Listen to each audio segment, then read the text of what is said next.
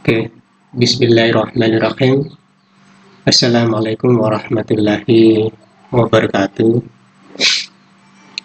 Adik-adik yang saya hormati dan saya banggakan, di kesempatan ini sebelum kita memasuki materi pembelajaran, saya ingin menyampaikan beberapa hal.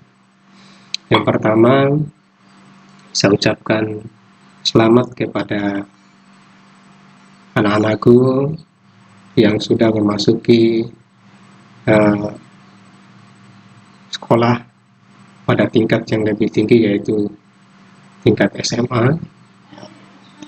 Jadi saya harapkan adik-adik sudah memasuki di bangku SMA, pasti ada perubahan-perubahan yang harus dilakukan oleh adik-adik, terutama perubahan-perubahan sikap dan perilaku dari yang buruk menjadi baik, ya, jadi kekanak-kanakan menjadi dewasa. Selain itu juga, sebelum saya memberikan materi ini, yang perlu saya sampaikan, pembelajaran PKN yang dinilai bukan saja nilai kognitif atau pengetahuan, tapi ada juga penilaian sikap, keterampilan, dan penilaian kemampuan menyelesaikan tugas-tugas atau proyek, termasuk penilaian portofolio. Ditambah lagi dengan penilaian kebiasaan atau sikap yang dilakukan oleh adik-adik, baik pada saat pembelajaran berlangsung maupun di luar pembelajaran berlangsung. Nah, oleh sebab itu, adik-adik harus memahaminya dan harus mematuhinya. Selain dari penilaian-penilaian tersebut, sekolah juga memiliki peraturan-peraturan yang harus ditaati bersama, ya, yang berhubungan dengan tata tertib siswa, ya, terus termasuk memakai seragam. Nah, itu salah satu peraturan-peraturan yang harus diikuti di sekolah. Oke, selama ini sudah 2 hari dengan sekarang, saya coba hubungi adik-adik lewat WhatsApp pribadi masing-masing siswa, terutama kedua kelas, untuk membuat WhatsApp group. Tapi toh ternyata yang lucu, ya, di WhatsApp group itu setelah dibuat, banyak anak-anak saya yang salah memberikan identitas saya, karena memang status di WhatsApp saya itu adalah foto anak saya, ya, sehingga sebagian anak-anak juga mengatakan ibu guru, ya, ada juga yang sudah tahu Pak Guru, ya. Jadi selama ini menjadi prihatin, ya. Saya sudah sampaikan kepada adik-adik bahwa saya bukan seorang wanita, ya, saya adalah seorang laki-laki, hanya status saja di WhatsApp. Oke, kita mulai ke materi. Oke, sebelum kita masuk ke materi, saya ingin memperkenalkan diri dulu, ya, dengan identitas ini, mulai dari nama dulu, ya. Jadi nama saya Asad, ya. Tempat tanggal lahir Kore 12 September 1979. Saya tinggal di Kore RT 02, RT 03, RW 02. Status saya sudah berkeluarga. Saya lulusan alumni Fakultas Keguruan dan Ilmu Pendidikan Universitas Mataram tahun 2003. Dan saya mulai mengajar di SMA 1 Sanggar ini sejak tahun 2003, bulan Juni sampai sekarang. Ya. Oke, kita masuk ke poin bab 1. Di bab 1 ini kita akan membahas nilai-nilai Pancasila dalam kerangka praktik penyelenggaraan pemerintahan negara. Kita harus pahami dulu dari item bab ini, ada kata-kata inti yang harus dipahami di sini, ada nilai-nilai, ya, nilai-nilai yang terkandung di dalam Pancasila. Nilai apa saja? Nanti kita akan bahas lebih dalam. Dalam kerangka praktik ini menyangkut pelaksanaan tugas pokok dan fungsi lembaga negara. Ya, dalam hal ini baik eksekutif, legislatif maupun yudikatif di dalam penyelenggaraan pemerintahan negara. Ya, mungkin adik-adik perlu diberikan gambaran secara umum, ya. Ini ada kata nilai-nilai Pancasila dalam kerangka praktik penyelenggaraan negara. Jadi saya punya rujukan bahwa penyelenggaraan negara itu harus berpedoman kepada norma-norma yang berlaku, terutama nilai-nilai yang terkandung di dalam Pancasila itu sendiri. Karena Pancasila adalah norma, sumber nilai norma sosial yang ada di dalam dasar negara Indonesia, yaitu Undang-Undang Dasar 1945 alinea keempat.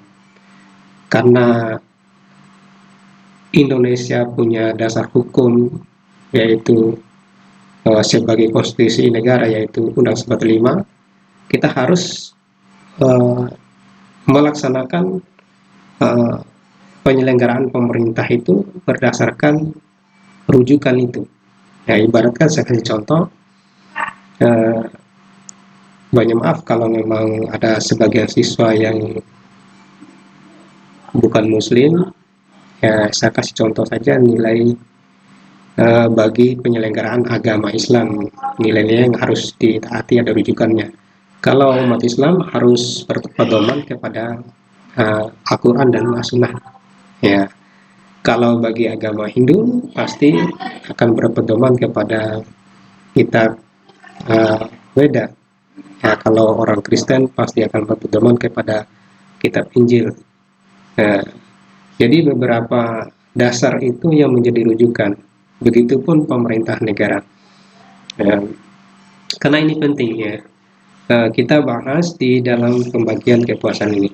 Mari kita lihat skema materi kali ini. Kita coba lihat.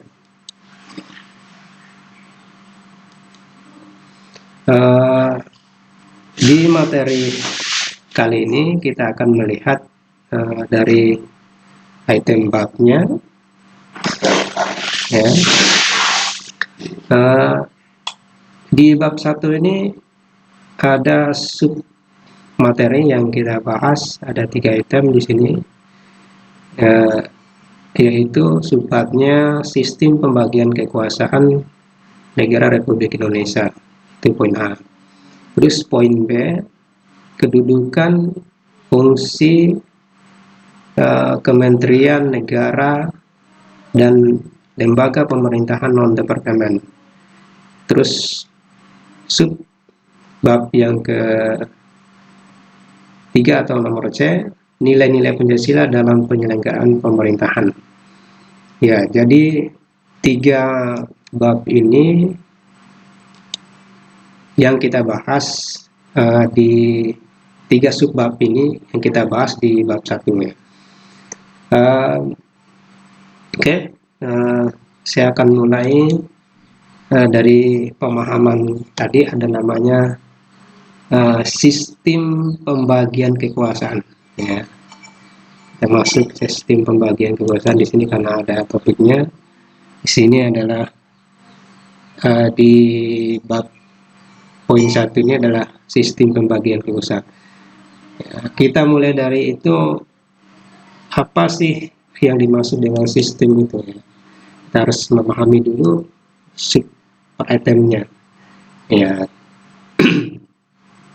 sistem kalau dalam pengertian itu adalah komponen atau bagian secara struktur dan sistematis, di mana di dalam komponen tersebut saling kait-mengkait satu dengan yang lainnya. Itu yang disebut dengan sistem.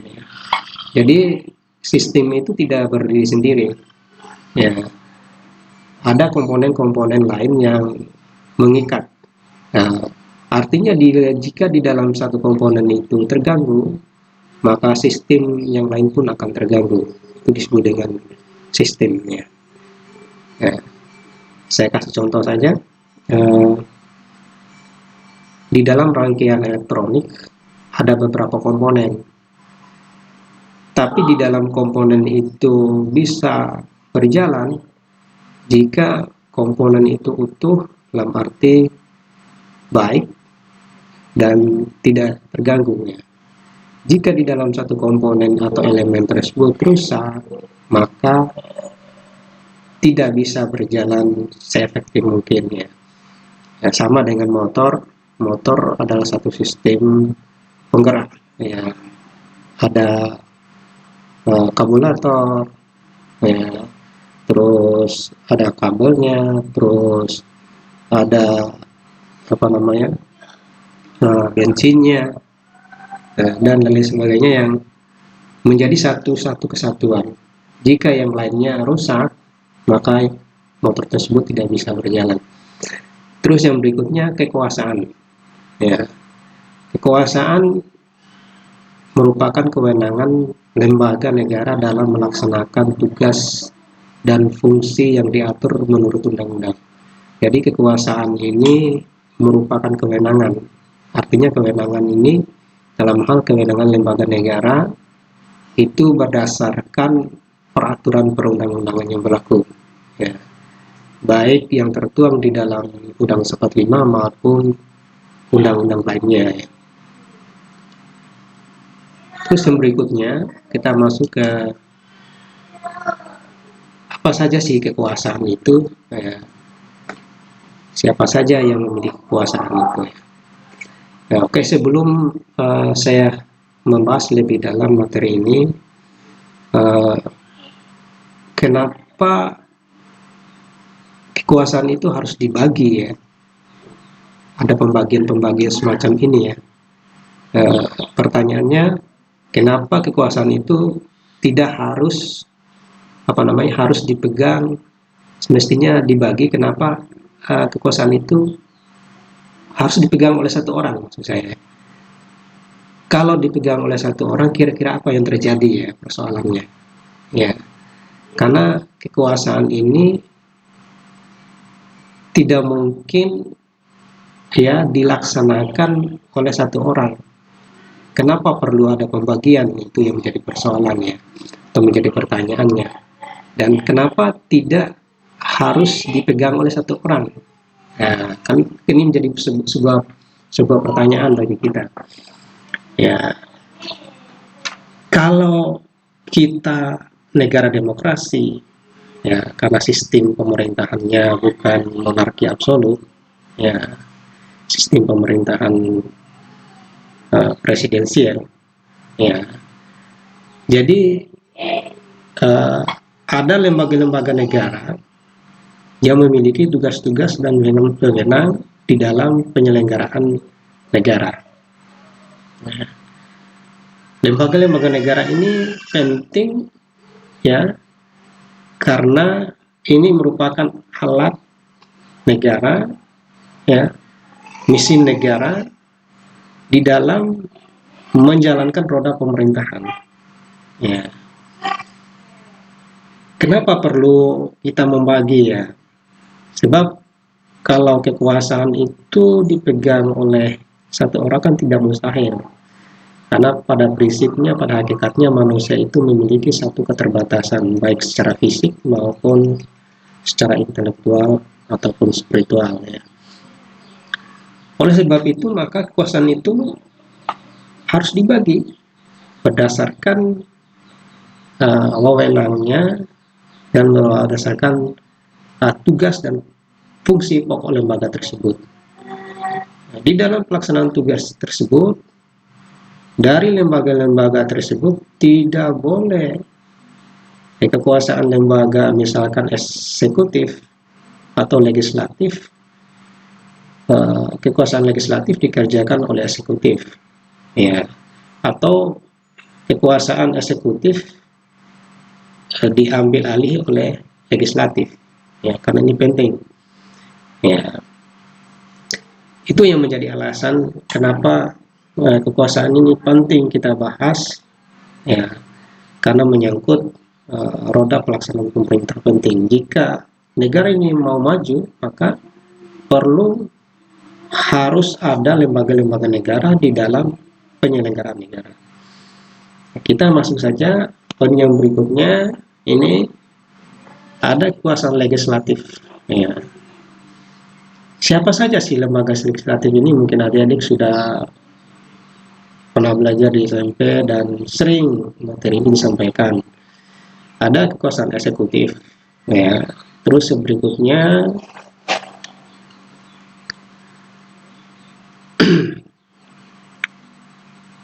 selain eksekutif, ya,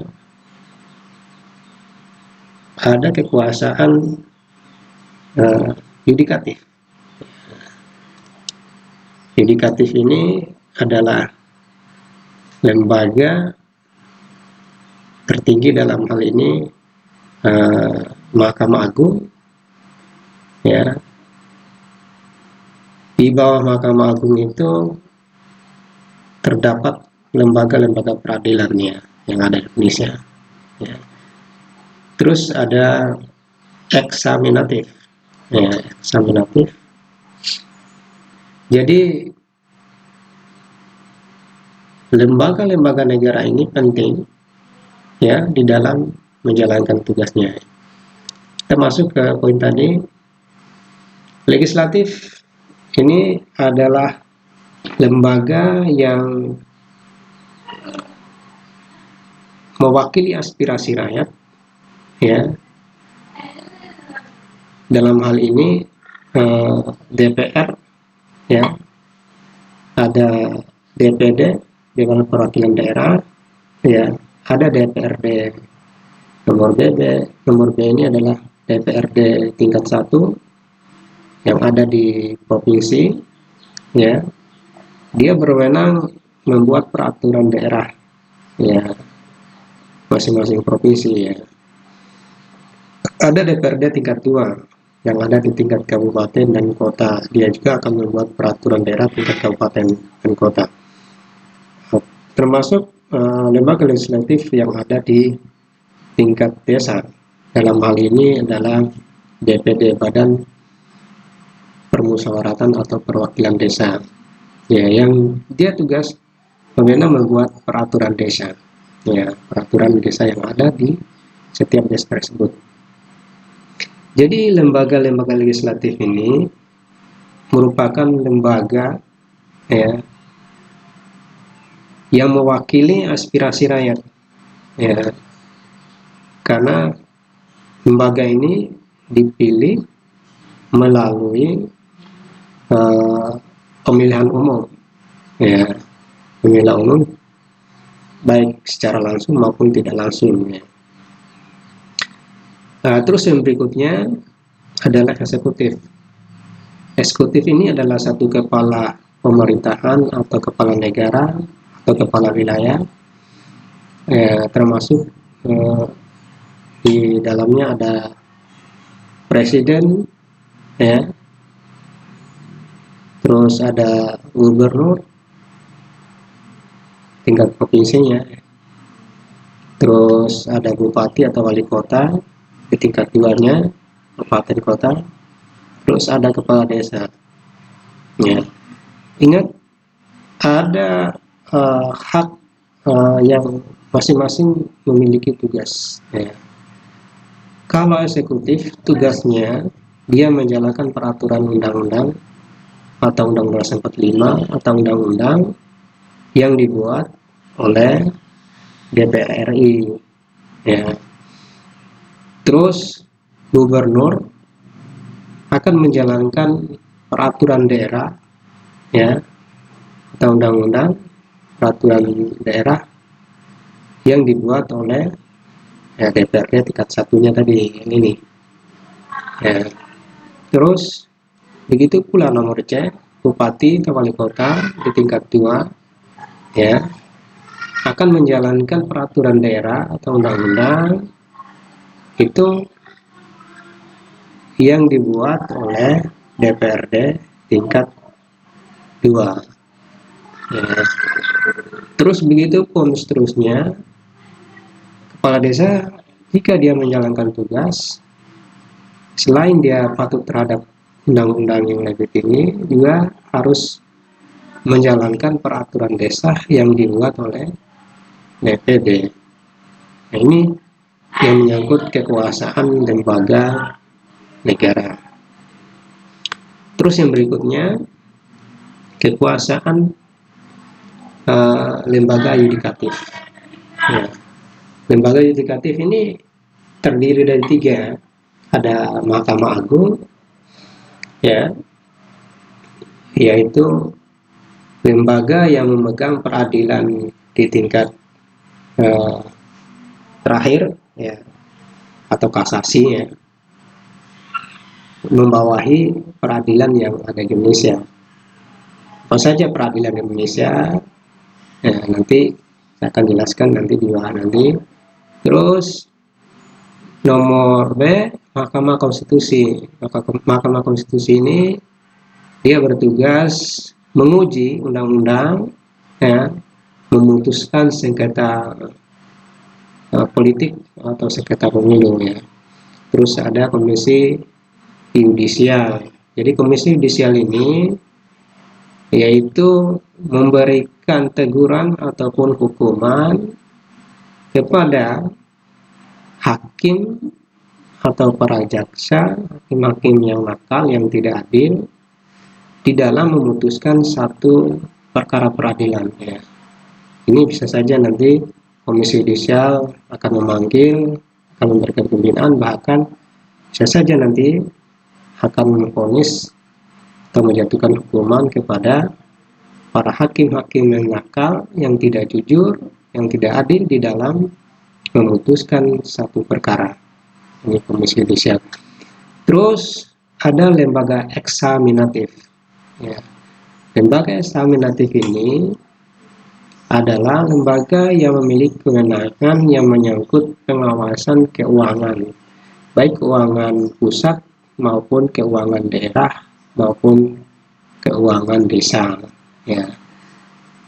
BPK atau Badan Pemeriksa Keuangan memiliki tugas, meminta laporan atau bisa saja mengumpulkan audit, penggunaan keuangan anggaran pendapatan belanja negara yang digunakan oleh lembaga eksekutif. Dalam hal ini tadi bisa presiden, bisa gubernur, ya, bisa bupati, ya, itu lembaga eksekutif. Ini yang di tingkat APBN-nya pada pemeriksa keuangan. Untuk di tingkat daerah, keuangan daerah juga kan diawasi oleh badan yang mengawasi, inspektorat, ya, itu baik di tingkat provinsi maupun di kabupaten. Ya, begitupun yang menyangkut keuangan desa akan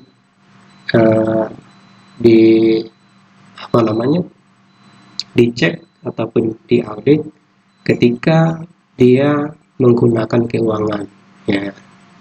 Jadi keuangan negara ini akan diawasi oleh lembaga-lembaga ini. Nah, kita akan melihat beberapa poin di sini.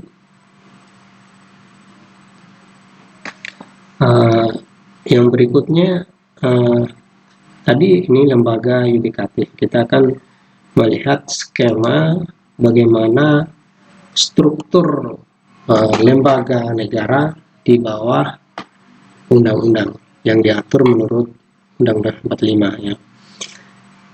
Kita harus memahami di sini bahwa pemerintah Indonesia bukan sistem sentralisasi, tapi adalah sistem desentralisasi, yaitu sudah terbagi kekuasaan antara pemerintah pusat dan pemerintah daerah, ya. Ini adalah pemerintah pusat, ya. Ini garis pembagi kekuasaannya, ini, ya. Terus di bawah ini adalah kewenangan pemerintah daerah, ya. Dalam hal ini yang saya sebutkan tadi sebagai eksekutif, baik sebagai bupati, gubernur, wali kota, ataupun di bawahnya dekonsentrasinya adalah desa, ya, pemerintah desa. Nah, kita lihat beberapa lembaga yang ada di pusat, ya. Tapi yang jelas lembaga negara yang ada di pusat ini memiliki hubungan hierarkis perpanjangan tangan dengan pemerintah daerah. Ya, makanya sini kita lihat skemanya ada garis yang di bawah. Kita lihat apa saja lembaga-lembaga yang ada di dalam negara ini. Yang pertama adalah BPK, ya, Badan Pemeriksa Keuangan, ya, yang diwakilkan di tingkat daerah. Tingkat daerah ini yaitu adalah inspektorat. Saya katakan tadi adalah inspektorat, ya, dari perwakilan BPK di tingkat daerah, ya, tingkat provinsi atau di tingkat kabupaten. Terus ada presiden, ya, Presiden Republik Indonesia yang sekarang adalah Jokowi, itu, ya, sudah menjabat 2 periode, ya. Terus di bawah presiden ada kementerian atau kabinet, kementerian negara atau kabinet, termasuk juga adalah TNI dan Polri. Jadi presiden memiliki kewenangan untuk mengangkat atau memberhentikan menteri, ya, atau kabinetnya. Jadi presiden juga memiliki kekuasaan terhadap, ya, angkatan darat, angkatan laut, dan kepolisian, kewenangan presiden. Terus ada DPR, ya. Jadi anggota MPR ini terdiri dari, ya, anggota DPR RI dan anggota DPD, ya. Terus yang berikutnya lembaga tadi ini yang sebagai eksekutif, ini apa namanya, eksekutif, legislatif, ya. Ini 3 ini ada legislatif, ya. Terus ada yudikatifnya. Yudikatif tadi ada Mahkamah Agung, Mahkamah Konstitusi, Komisi Yudisialnya. Di bawah Mahkamah Agung